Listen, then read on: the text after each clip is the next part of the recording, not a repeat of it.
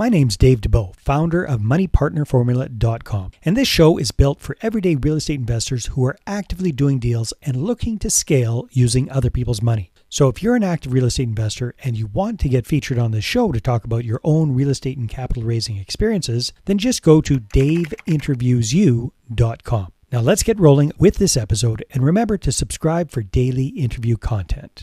Hey gang, welcome back. Today we got a very special and it's slightly different guest on the show today. Different in a good way. Christina Suter is a real estate entrepreneur and investor herself. She is an educator. She's a fellow podcast host. And what's really interesting for me, at least, about what Christina does is she is a strategic advisor to real estate investors. And I think I know what that means, but I don't really. So that's what we're going to be talking about here. So Christina, welcome to the show. Great to have you. Wonderful to be here, Dave. I am looking forward to this conversation with you a lot. As you know, and as you said early on, like I'm used to being the one interviewing. I've done a lot more interviewing than being interviewed, but I always enjoy being interviewed as well. So, well, I hope I don't screw it up. So here we go. Yes, I'm going to grade you at the end. I'm going to give you a podcasting grade at the end. I haven't felt judged in a little while, so that'll be awesome. Yes, we all need a little extra judgment in our life, right? That's right. I mean, we're all missing that. Well, let's talk a little bit about real estate in the first place. Okay. So you've been doing this for a while. Yeah. Yourself, your personal portfolio, what you do. What do you kind of focus on as a real estate investor? Okay, so as a real estate investor, so I started in stocks at 12. That's a story by itself. And then I started in real estate at 17, thanks to my mom. She literally gave me the family home, said, I need somebody to take care of it. She gave it to me. She titled it over to me in an installment sale. No idea. I'm 17 years old. I'm heading to college. I know nothing. Think of a swear word. I know nothing. Your mother had way more faith in you than mine did in me. I can tell you that much. I wish she had way more faith in me than I had in myself. Like, come on. Like, I'm like, oh, I managed to graduate high school. Woohoo! So she gave me this house, and I rented it out to my godparents, who I called my aunt and my uncle. And thank goodness they bought it, blah, blah, blah. And they bought it for me on an installment sale about 5 years later, 6 years later. But I check thing in the mail. And then I bought a condo from my brother, who he didn't use the blah, blah, blah. So hey, I'll buy that from you. So I bought that from him, and I'm getting a check in the mail. I'm like, oh, that's kind of cool. And then my mom's like,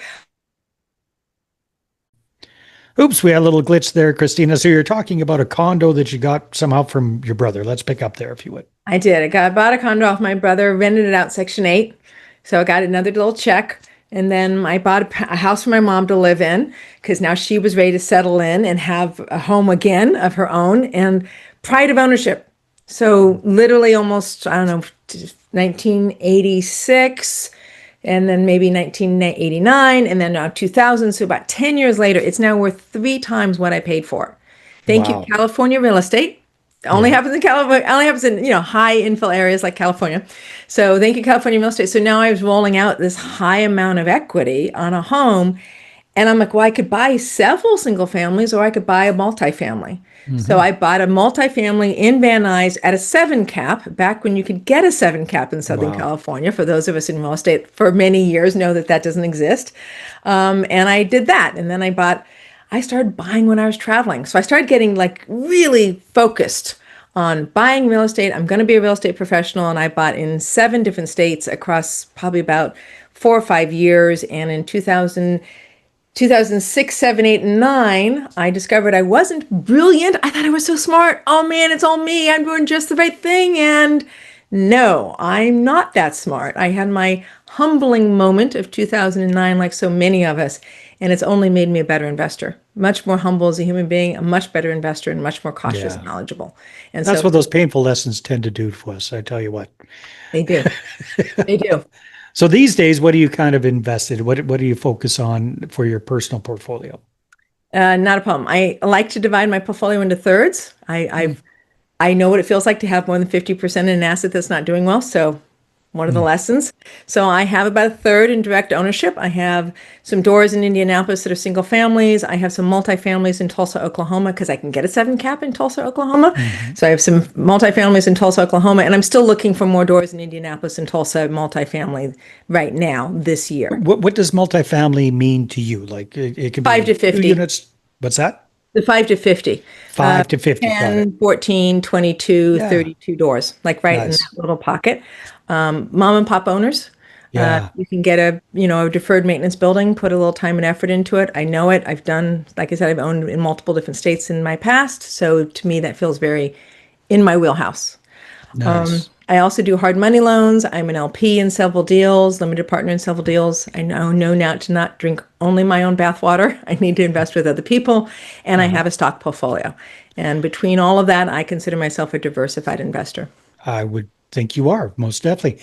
So I kind of like I like what you're talking about with that size of multifamily because it's kind of the sweet spot.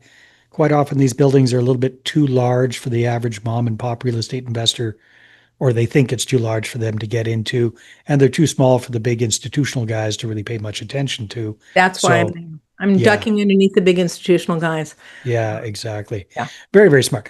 Okay, so that kind of gives us the idea there.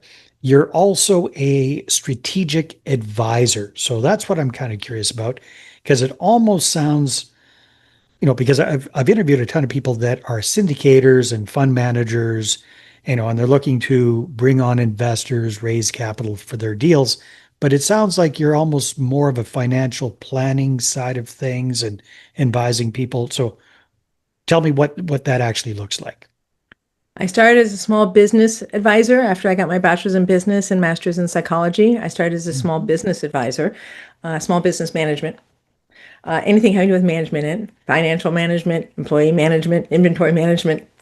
But then in 2007, as the financial world was falling apart, my business advisor said, why don't you advise on real estate? Be a Mm, fee-based financial advisor in real estate.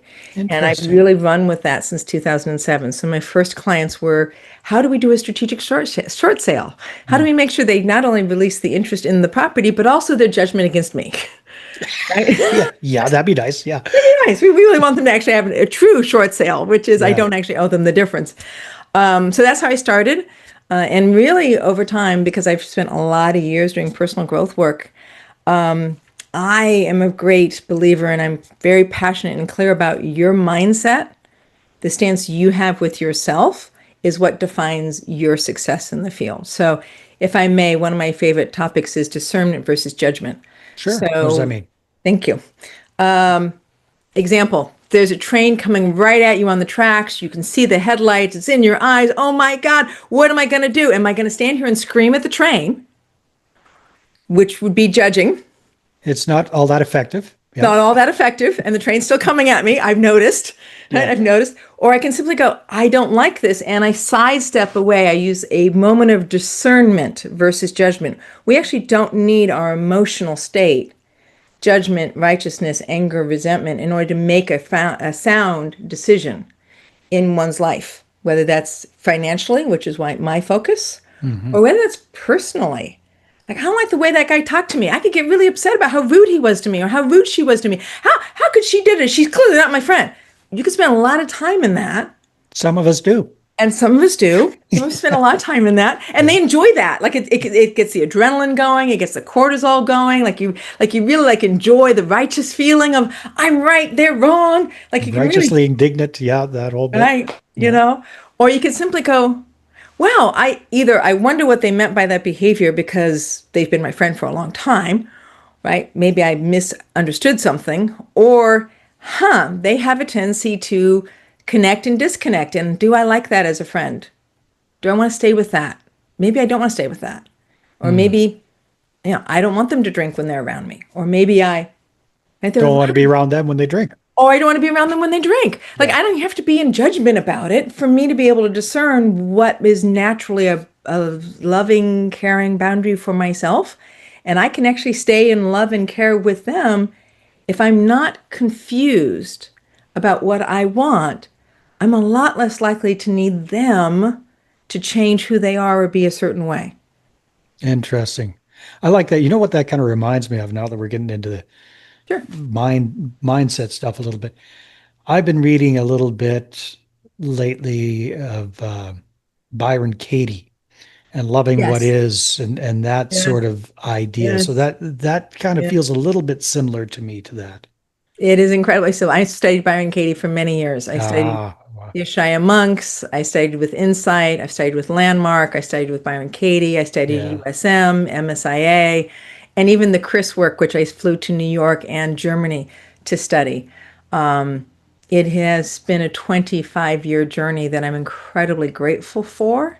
Mhm. Sometimes I feel like my clients in our conversations, our work is about creating the trajectory of what they want for their financial freedom. And the conversation is just as much about how you create a real estate portfolio that is successful using discernment versus judgment, Mhm. getting yourself where you want to go, and being committed to that. Oh, wait a minute, committed, that's an inner state. Financial leadership is an inner state. So sometimes the conversation is as much about how do I maintain my clarity, my self commitment, my inner state.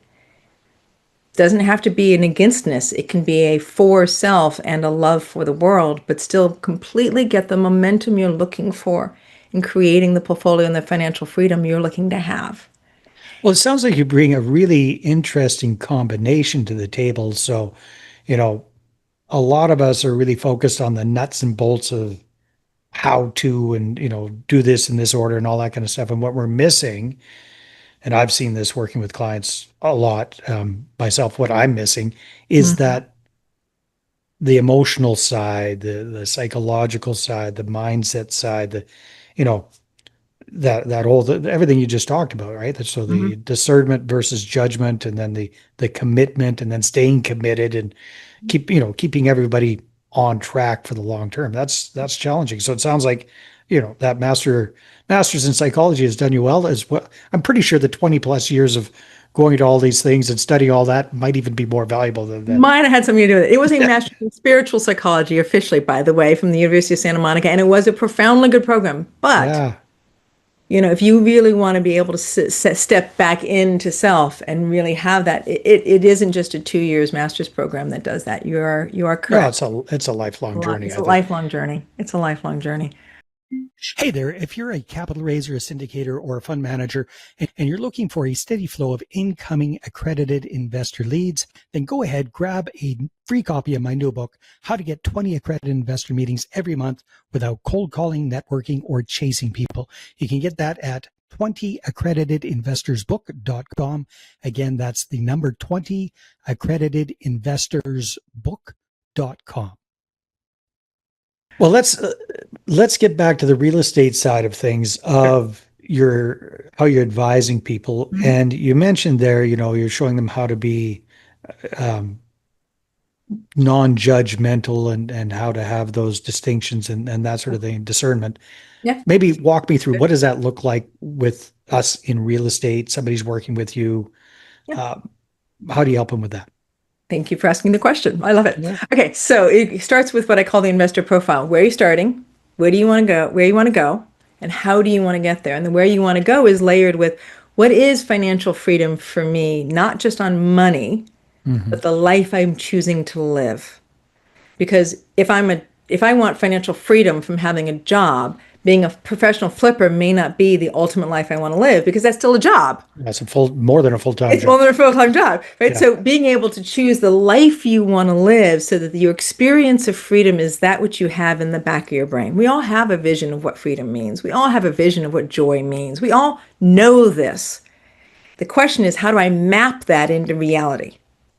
And that's the conversation. So where am I starting? Hmm. Where do I want to go? And how is this life I want to live while I'm getting there? And that translates down to, okay, now what job do I want? Okay, what asset do I want? If I really want to be passive, I need this assets. If I want to be active, which I do have people who want to be active, then that means I want to be a syndicator. How do I start learning today to be a syndicator for a multifamily building in 5, 10, 20 years? How do I build that now? And that Hmm. commitment now is what creates the freedom, not the commitment, not the future. The commitment now is what creates the freedom today, the self confidence today. But then we talk about how you're actually going to implement that. So we have the investor profile, then we look at the portfolio analysis, which means we go back at what you own currently and we see if that's helpful to you or not. Does it fit your North Star, where you're going? What education do you need to do? We start assembling a team together and I help you quarterback what team you're going to need, what assets you're looking for, what escrows do you want, how do you leverage that escrow to get the maximum return that you're looking for. And I'm also there as a gentle reminder, remember your goal is, let's buy an asset that's aligned to the goal that you want, the life you want to be living. Gentle reminder, some of us need a good swift kick in the you know what. I hide my 2x4 behind the bookshelf. I don't need it very often. But yeah, no, but that's the quarterbacking with them. And sometimes that's 3 months, 6 months, sometimes it's a year. Well, I was going to ask, so a couple of questions come to mind, Christina. Number one, are most of the clients that you work with currently invested in real estate? They've got something, they're doing something, it doesn't feel like it maybe is jigging with them, or are they brand new and just thinking about getting into real estate, or all of the above? It's all the above because I will have people, if there's somebody brand new to real estate, and I'm going to give out my phone number at the end of this call, guys, so listen for that. If you're brand new to real estate and you just want to have a brainstorming session, an hour for free, absolutely. Call me. Let's talk about where you're starting. Let's talk about your dreams. Let's talk about who you want to be. Let's talk about what are your next steps. Because someday, as you get deeper into that, you're going to have the money to pay me to do the financial side, right? But if you already have the money, you've just sold a business, you're like a chiropractor who sold a business, you got $3 million, and you're like, I don't want to put all that in stocks. I want to do real estate. I've never done real estate. Let's be in control of my financial life. I work with those people. Or I have a client who has 26 different houses and barely talks to their property management company and a portfolio of other assets. And they're like, I don't know about this. And I'm like, let's talk, sweetheart. Yeah. Let's talk about what it means to take a portfolio that maybe you thought was good, but wasn't really anchored in what your vision is.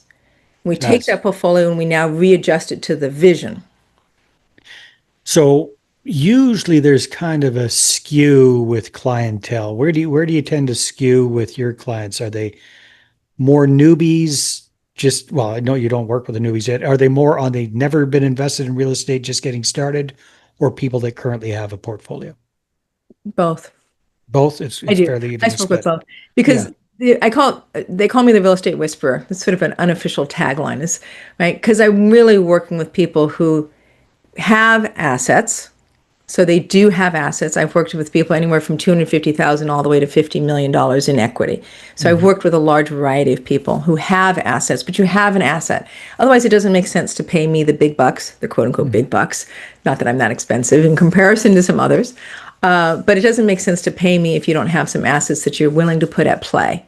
Right. So, well, that is a really interesting combination that you bring to the table, Christina. The hands-on real estate investing experience, good and bad, very important. Going through it. Yes, I've gained $1 million in real estate, and I've lost $1 million in real estate. Maybe even faster than you gained it.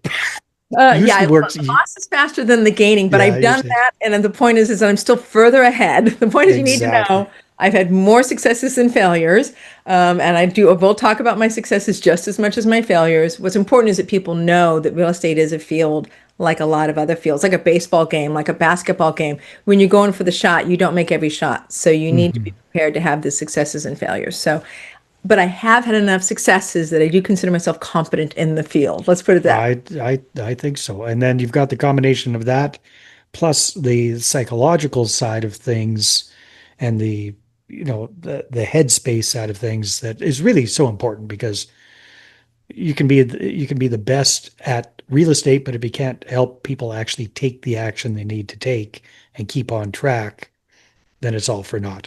Christina, this has been fascinating. Thank you so much. You've got podcasts, you've got different things going on. If people want to check you out, if they want a face full of Christina Suter, where should they go? You can check me out at christinasuter.com and any variety of social medias, but honestly, as a mentor of mine says, belly to belly and eyeball to eyeball. Let's have a conversation. So my phone number is 310-463-5942. Let me say it again, 310-463-5942. You want to have a call with me, you text me, we set up a time. Or leave me a message. And we'll talk eyeball to eyeball and belly to belly about what it is that you want and how I can help you move forward, whether it's an hour or whether it's 20 hours. We'll work it out. Nice. Christina, thanks so much for being on the show. It's been a lot of fun. Thank you, Dave. So appreciate it being on the show. All right, everybody, take care, and we will see you on the next one. Hey there, I really hope you enjoyed that episode. And as always, if you want to listen to more daily interview content, make sure you subscribe. And if you're an active real estate investor and you're doing deals and you'd like to get featured on this show, then just head over to daveinterviewsyou.com.